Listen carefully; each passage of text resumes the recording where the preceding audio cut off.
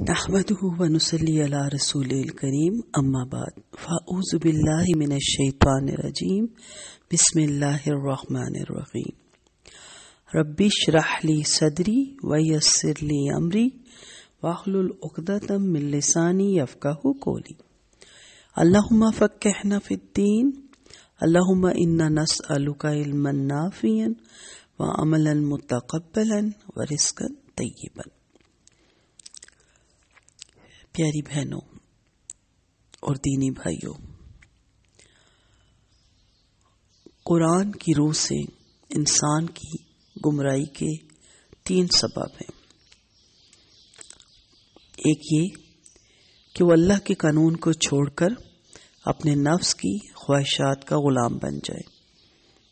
دوسرا، خدائی قانون کے مقابلے میں اپنے نفس کے، اپنے خاندان کے، اپنے باپ دادا کے طریقوں کو ترجیح دیں۔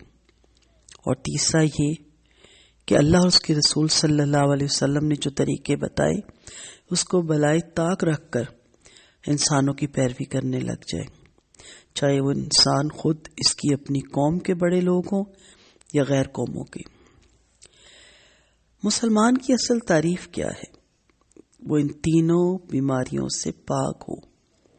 مسلمان کہتے ہی اس کو ہیں جو اللہ کے سوا کسی کا بندہ اور آپ صلی اللہ علیہ وسلم کے سوا کسی کا اطاعت کرنے والا نہ ہو۔ مسلمان وہ ہے جو سچے دل سے اس بات پر یقین رکھتا ہو کہ اللہ اور اس کے رسول کی تعلیم سراسر حق ہے، اس کے خلاف جو کچھ ہے وہ باطل ہے، اور انسان کے لیے دین اور دنیا کی بھلائیاں جو کچھ بھی ہے صرف اللہ اور اس کے رسول کی تعلیم میں ہے۔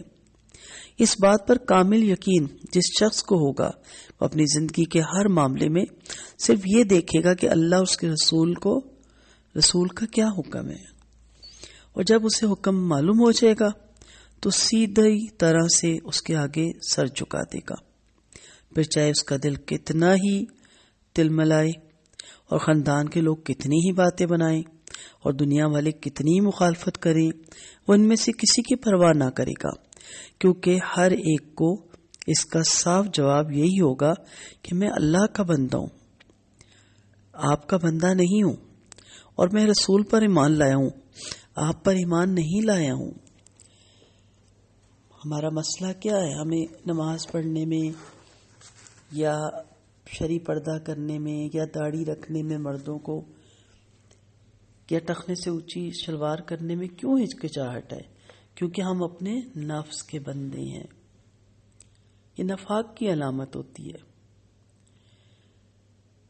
اس کے برخلاف اگر کوئی شخص یہ کہتا ہے کہ اللہ اور اس کے رسول کا ارشاد یہ ہے تو ٹھیک ہے، میرا دل تو نہیں مانتا، میری عقل تو نہیں مانتی۔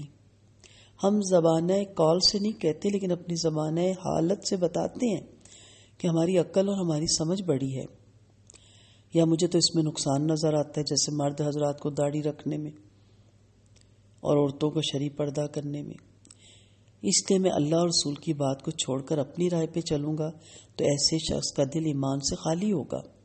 وہ مومن نہیں ہے بلکہ منافق ہے، کہ زبان سے تو وہ کہتا ہے کہ میں اللہ کا بندہ اور اس کا رسول ہوں، مگر حقیقت میں اپنے نفس کا بندہ اور اپنی رائے کی پیروی کرنے والا ہے۔ خدا کو اپنی جنت میں بسانے کے لیے وہ حقیقت پسند انسان مطلوب ہے جو خدا کو نہ دیکھتے ہوئے بھی دنیا میں اس طرح رہے جیسا کہ وہ اس کو دیکھ رہا ہے۔ اللہ کی بڑائی اور اس کے کمالات اس کے ذہن پہ اس طرح چھا جائیں کہ اس کو ہر وقت یاد آنے لگے، اس کا دل ہر وقت اللہ کی باتوں سے سرشار رہے اور اس کی پوری زندگی اللہ کے گرد گھومنے لگے۔ جنت کی حسین دنیا میں رہنے کا اہل صرف وہ ہے جو اللہ کو اس طرح اپنا معبود بنا لے کہ وہی اس کی زندگی بن جائے، جو اپنے شعور کو اس حد تک ترقی دے کہ اپنے آپ کو اپنے سے الگ ہو کر دیکھنے لگے، جو خود مختار ہو کر بھی پابند زندگی گزارے، جو آزاد ہو کر بھی اپنی آزادی کو مقررہ دائرے میں استعمال کرے۔ یہ بلند نظری اور حقیقت پسندی کا وہ مقام ہے جہاں آدمی نفسیاتی پردوں سے باہر آ کر سوچتا ہے، جہاں وہ اپنے آپ کو ذاتی نگاہ سے نہیں بلکہ حقیقت واقعہ کی نگاہ سے دیکھنے لگتا ہے، جہاں وہ مجبور نہ ہوتے ہوئے بھی ہمتاً اپنے آپ کو اپنے آقا کے آگے چکا دیتا ہے، جہاں مخالف ترغیبات کے باوجود وہ اپنے آپ کو اللہ کی حدوں پہ قائم رکھتا ہے، جہاں ڈھٹائی کے مواقع ہوتے ہوئے بھی وہ سراپائے عجز بن کر اپنے آپ کو حق کے آگے ڈال دیتا ہے۔ مالک کائنات کے ظہور کے بعد لوگوں کا جو حال ہوگا وہ حال اس کا اس وقت ہو جاتا ہے جبکہ مالک کائنات ابھی غیب کے پردوں میں چھپا ہوا ہے۔ تو جب وہ سامنے آ جائے گا تو پھر تو جھکنے کا فائدہ ہی نہیں ہوگا۔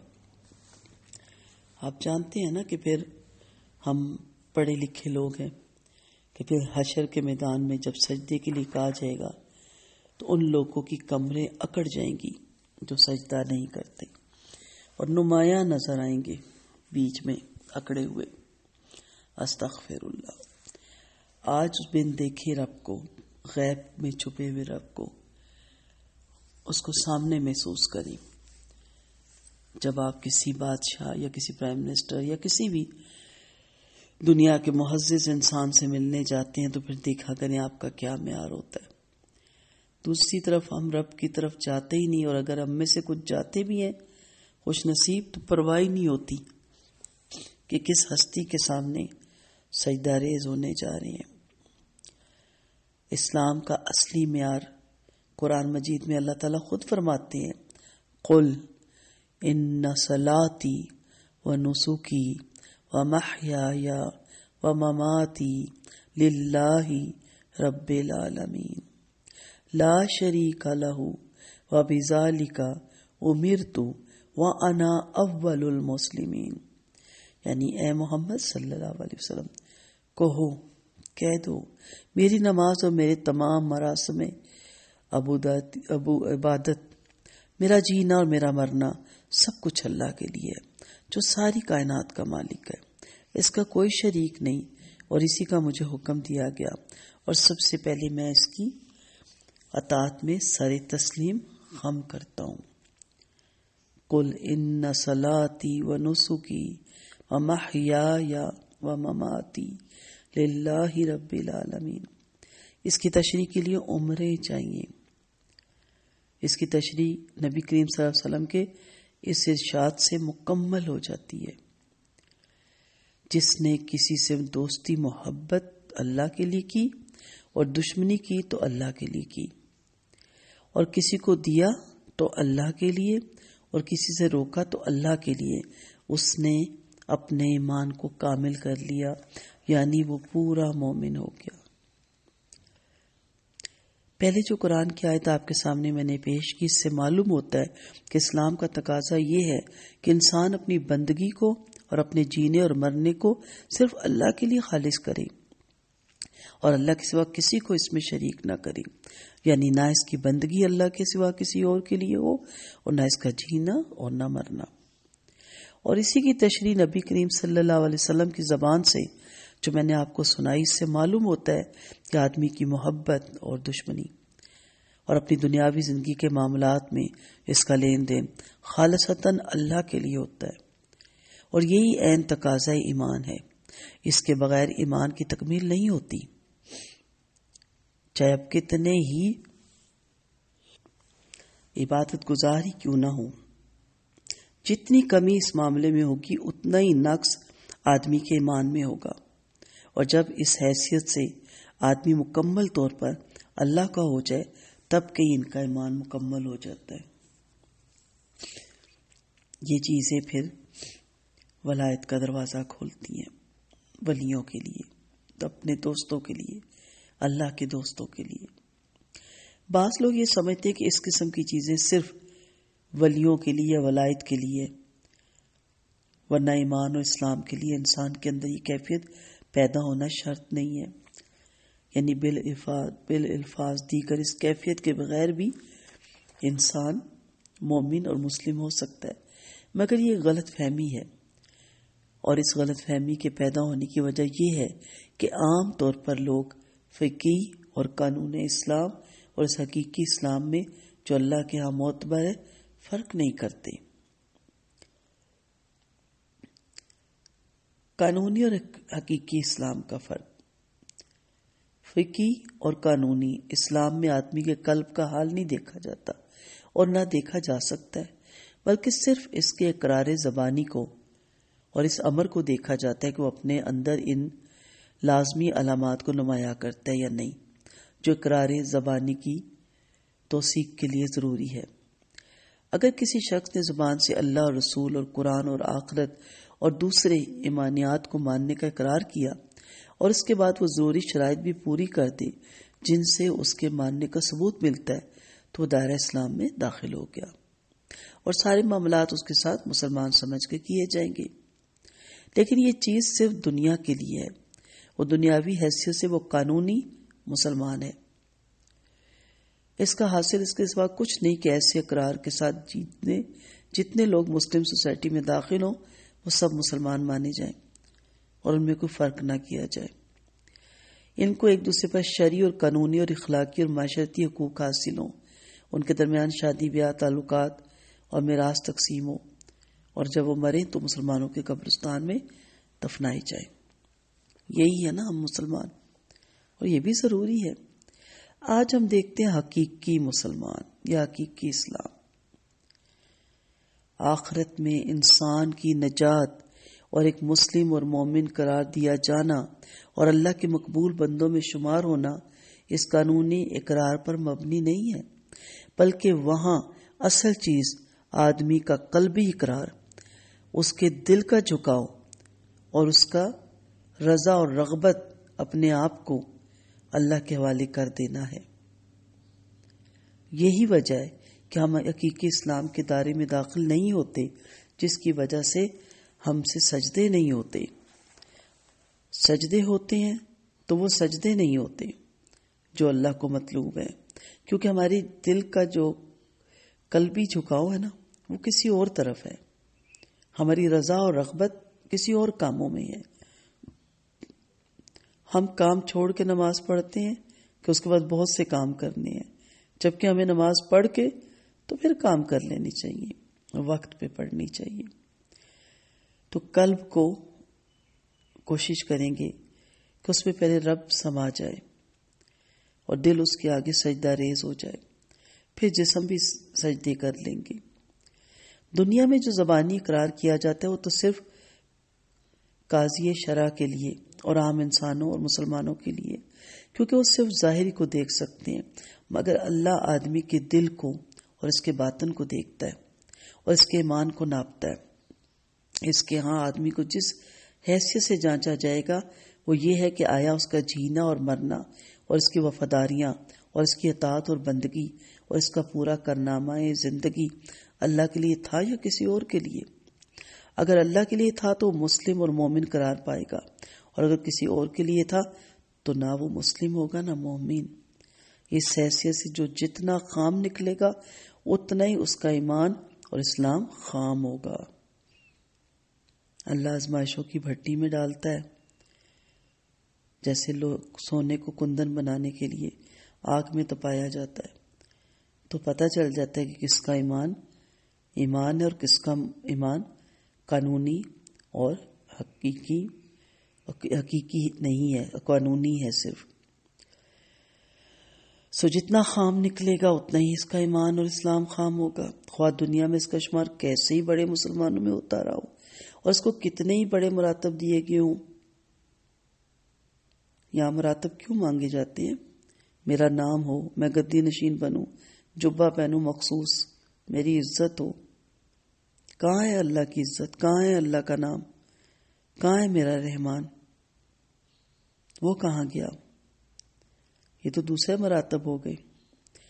اللہ کے ہاں قدر صرف اس چیز کی ہے کہ جو کچھ اس نے آپ کو دیا وہ سب کچھ آپ نے اس کی راہ میں لگا دیا یا نہیں۔ سب کچھ لگانا ہے، وقت، صلاحیت، صحت، مال، عقل، جوانی، سمجھ، بوجھ۔ لگانے کا یہ مطلب نہیں کہ آپ ربانیت اختیار کریں اسی وجود کے ساتھ، اسی فیملی کے ساتھ، لیکن میرا جینا، میرا مرنا میرے رب کے لیے ہو۔ اگر آپ نے ایسا کر دیا تو آپ کو وہی حق دیا جائے گا جو وفاداروں کو اور حق کے بندگی ادا کرنے والوں کو دیا جاتا ہے. اور اگر آپ نے کسی چیز کو خدا کی بندگی سے مستثنا کر کے رکھا ہوا ہے تو آپ کا اقرار ہے کہ آپ مسلم ہوئے، یعنی یہ کہ آپ نے اپنے آپ کو بالکل خدا کے حوالے کر دیا. محض ایک جھوٹا اقرار ہوگا. کہیں نہ کہیں آپ نے کسی نہ کسی جگہ اپنے نفس کو آگے رکھا ہوا ہے. وہ آپ کہتے ہیں نہیں یہاں تو میں کمپرومائز نہیں کر سکتا، یہ تو بالکل ناممکن ہے.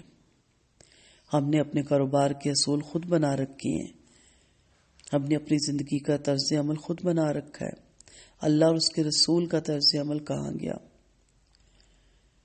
تو یاد رکھیے گا، آپ ذرا سا بھی اگر خدا کی بندگی سے مستثنا ہو جاتے ہیں تو یہ پھر دھوکہ ہے. اس سے دنیا کے لوگ تو دھوکہ کھا سکتے ہیں، جس سے فریب کھا کے مسلم سوسائٹی آپ کو اپنے اندر جگہ دے سکتی ہے، جس سے دنیا میں آپ کو مسلمانوں کے تمام حقوق مل سکتے ہیں، لیکن اس سے فریب کھا کر اللہ اپنے ہاں آپ کو وفاداروں میں جگہ نہیں دے سکتا.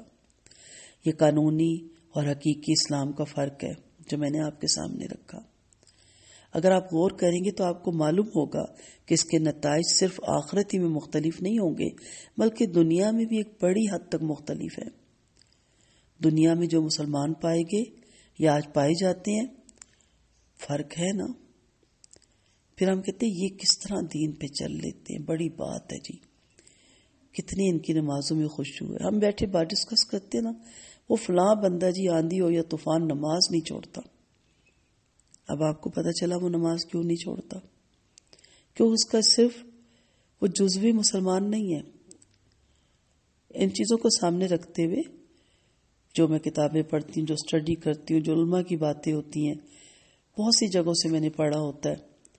علماء حق اس کو دو حصوں میں تقسیم کرتے ہیں، ایک جزوی مسلمان، ایک پورا مسلمان. اللہ نہ کرے ہم کی جزوی مسلمان تو نہیں.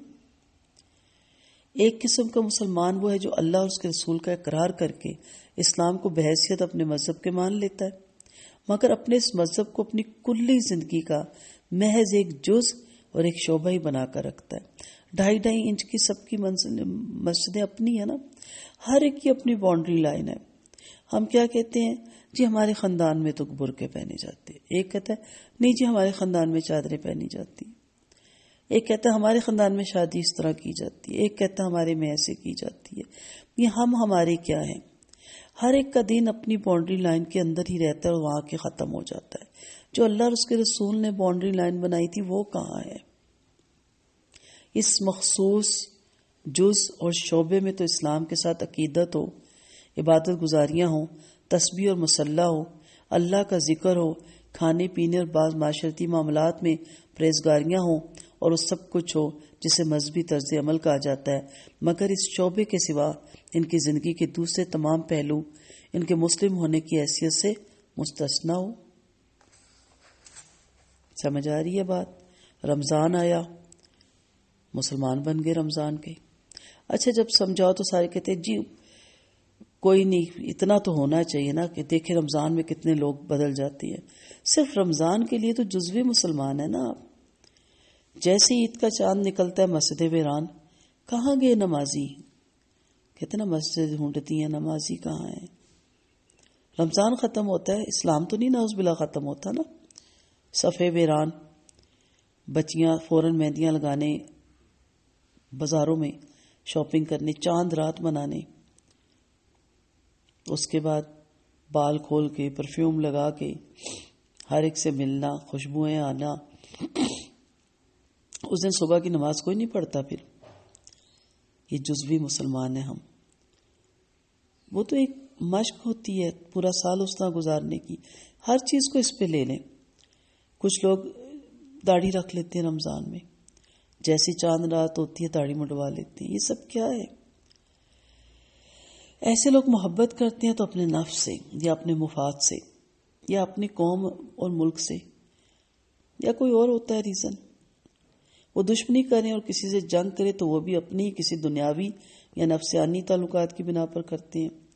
ان کے کاروبار، ان کے لین دین، ان کے معاملات اور ان کے تعلقات، ان کا اپنے بال بچوں، اپنے خاندان، اپنی سوسائٹی اور اپنے اہل محلہ کے ساتھ برتاؤ، سب کا سب ایک بڑی حد تک دین سے آزاد اور دنیاوی حیثیتوں پر مبنی ہے۔